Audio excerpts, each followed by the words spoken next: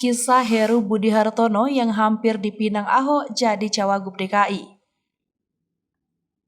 Heru Budi Hartono resmi menduduki kursi pejabat Gubernur DKI Jakarta usai dilantik Menteri Dalam Negeri Tito Karnavian di kantor Kementerian Dalam Negeri, Jalan Medan Merdeka Utara, Senin 17 Oktober 2022 pagi. Sejatinya, Heru bukan sosok baru di lingkungan pemerintah Provinsi DKI Jakarta. Ia telah malang melintang berkarir di ibu kota. Heru mengawali kiprahnya sebagai staf khusus Wali Kota Jakarta Utara pada tahun 1993. Dari tahun ke tahun, karirnya terus menanjak dengan menduduki sejumlah posisi kepala bagian. Tahun 2013, Heru sempat menjabat sebagai Kepala Biro Kepala Daerah Kerjasama Luar Negeri Pemprov DKI Jakarta.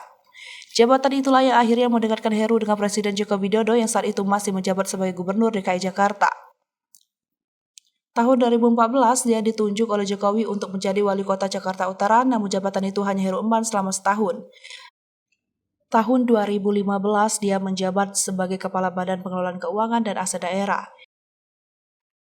Belasan tahun berkiprah di Pemprov DKI Jakarta juga merekatkan Heru dengan Basuki Cahayapurnama alias Ahok, yang saat itu menjadi Wakil Gubernur DKI mendampingi Jokowi dan naik jabatan sebagai Gubernur setelah Jokowi jadi Presiden. Saking dekatnya, Heru nyaris dipinang Ahok sebagai calon Wakil Gubernur DKI Jakarta pada Pilkada DKI 2017 lalu. Ahok mulanya hendak mencalonkan diri sebagai Gubernur DKI melalui jalur independen. Ahok mengaku merasa percaya dengan Heru.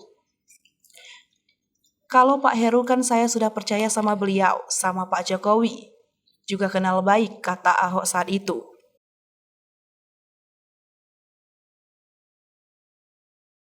Meski demikian, Ahok menampik memilih Heru karena faktor kedekatannya dengan Jokowi. Saat Jokowi masih menjadi Gubernur DKI, Heru menjabat sebagai Kepala Biro Kepala Daerah dan Kerjasama Luar Negeri. Herulah yang mengurus seluruh keperluan Jokowi. Namun, Bupati Belitung Timur itu akhirnya maju lewat jalur partai politik berpasangan dengan Jarod Saiful Hidayat. Heru pun urung jadi pendamping Ahok. Pada tahun 2017, Jokowi memboyong Heru ke istana dan menunjukkan sebagai Kepala Sekretariat Presiden. Kini, Heru kembali sebagai orang nomor 1 di Jakarta untuk menjadi pejabat Gubernur DKI menggantikan Anies Baswedan yang masa jabatannya telah habis pada 16 Oktober. Heru akan memimpin Jakarta hingga warga ibu kota memilih gubernur baru pada November 2024.